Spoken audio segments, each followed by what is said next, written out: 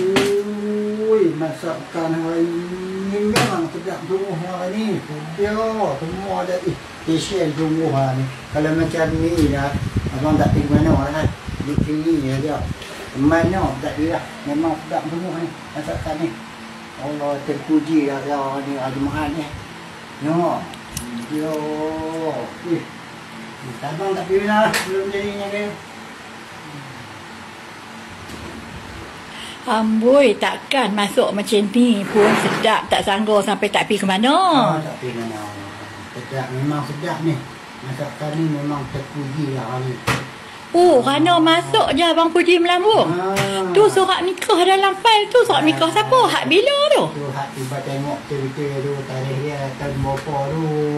Tahun berapa bila abang? Oi, baru saja cop. Silap tu, silap. Hai, hak mana pula dia pergi cari ni? Kalau ya aku, kalau kita mau aku, anak nak tolong. Tolong apa? Siapa ni kesenian. Allahu Akbar. Allahu Akbar. Macam tu dia, kalau dah depa sudi, apa lagi kita? Macam tu lah. Tu, hak baru surat nikah tu. Baru je cop tu. Mana? Tu orang tak tu lama kot. Abang oi, kita ni abang sekolah juga dulu. Tahu juga baca.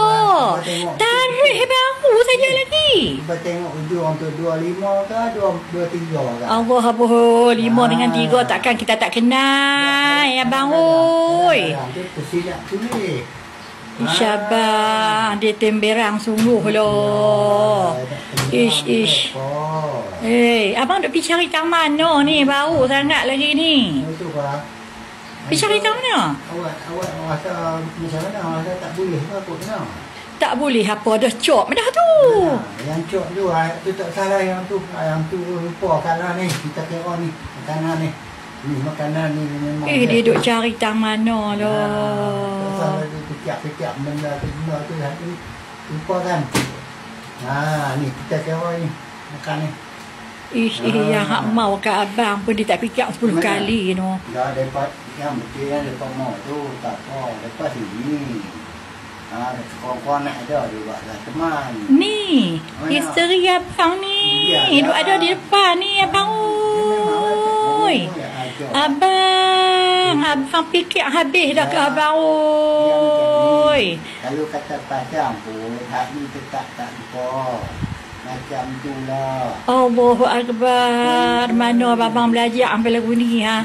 Boleh pasang 1 nak 2, bila 2 nak 3, 3 nak 4. Hai, hak terus mana mau ke abang ni lah ya Allah. Ni dah kata dah. Dia boleh. Dia 4. Ni 4. Abang ni tak layak, abang 4 orang. Dah tengok. Ambil tanya pasal apa?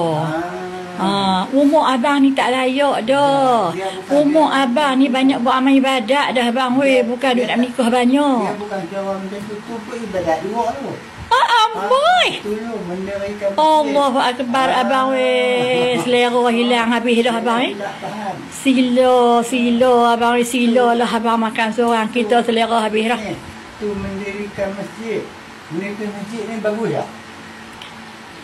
Memanglah bagus abang oi, takkanlah hanya semata-mata nak cari pahala mendirikan masjid nikah lain. Hak tu ke tu imam abang pun mendirikan satu dah.